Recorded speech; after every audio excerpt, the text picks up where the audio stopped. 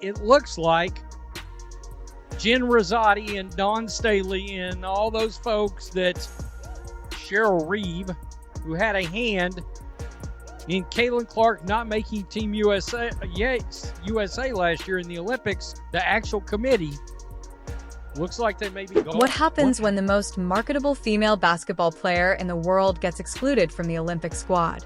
Simple. Heads start rolling. I'd rather watch paint dry. I'd rather watch dirt just be moved around because Caitlin Clark's not on the team. If she's there, it's appointment TV. You people, whoever did this, honestly, hey, take your brain, put it in a museum, and study it for how dumb. After Caitlin Clark's shocking Olympic snub, USA Basketball announced a complete overhaul of its selection system.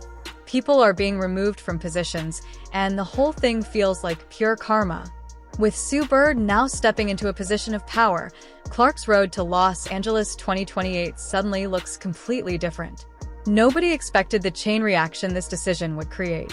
What really happened between Cheryl Reeve and the U.S. Olympic Committee? Comment CC 2028 if you're excited to see Caitlin represent the USA in the next Olympics. Used to be a committee. Dawn Staley, Jennifer Rizzuti, and all of the hooligans associated in picking the USA basketball team.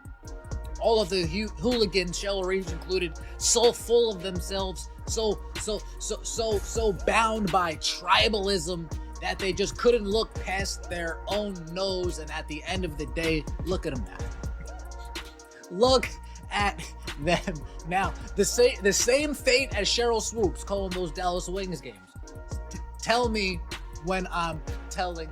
The Olympic Committee gave many reasons for leaving Clark off the roster, or at least that's what they want the public to believe. Jen Rosati, the chair of the selection committee, insisted it was basketball criteria only.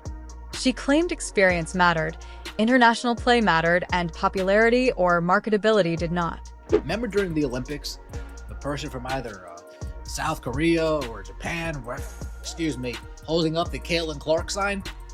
Team USA looked at that gentleman and said, $, $, $. These people over there in Japan, these people over there in South Korea, they're not paying for Team USA to come and watch you, but they'll pay for Caitlin Clark. In fact, they are so strong about voicing that they'll pay for Caitlin Clark, they'll come to the Olympic game holding a sign that says, you guys. Wait, what? You're telling us they ignored the most influential player in women's basketball, a player who shattered nearly every NCAA scoring record and transformed the sport in a single year? Make it make sense. And the lack of international experience, excuse? Clark won 2 gold medals with Team USA at the U19 World Cup and was even named tournament MVP. So that argument collapses instantly. Decision on his part. Caitlin Clark is PR.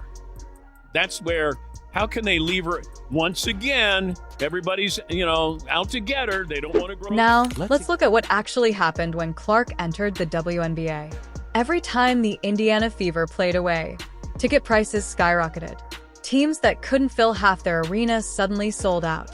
More people watched her WNBA debut against the Connecticut Sun than watched some NBA playoff games that same weekend.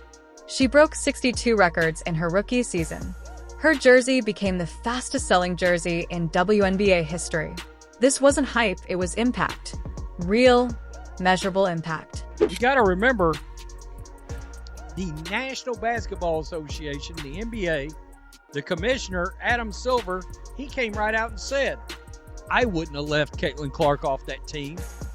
And he even said, and several others said, women's basketball really dropped the ball on an opportunity to grow the women's game by leaving Caitlin Clark off that team. Even legends spoke out. Many said, women's basketball completely dropped the ball by leaving Caitlin Clark off that team. The public agreed. Stephen A. Smith torched the decision, calling it a massive setback for the sport during its biggest growth spurt ever. 4-time Olympic gold medalist Lisa Leslie called it the biggest marketing mistake in basketball history. This is about what I will personally label the idiocy of Team USA women's basketball. How dare you make this decision? What did this expose? a completely outdated system run by people who refused to evolve. The committee acted like women's basketball was still struggling for attention like it was in 2004. They failed to recognize that Clark wasn't just a player, she was a global opportunity. The Olympics create new superstars every 4 years, and the committee deliberately left out the one athlete who could draw in millions of casual fans worldwide. Dummies. For the first time, like in the history of basketball, you have arguably a player who is the most popular player in the world. Like, you could argue right now, Caitlin Clark is the most talked about, discussed, most popular, most puts asses in the seats, single basketball player in the world. You could argue that. Yeah, you could say maybe LeBron, Luka, whatever you want, but you can argue it. And you leave her off the Olympics team, it's not only a showcase for her, it's for the sport and the other WNBA players who are on this team. How dumb, how brain dead, how idiotic do the people running this thing have to... This wasn't just about Clark. It was about women's basketball losing momentum because a committee valued experience over worldwide excitement. The backlash was unavoidable. The mistake was too obvious to hide. But behind the scenes, the Clark snub revealed something bigger. USA Basketball's entire system was falling apart. This wasn't a one-time mistake.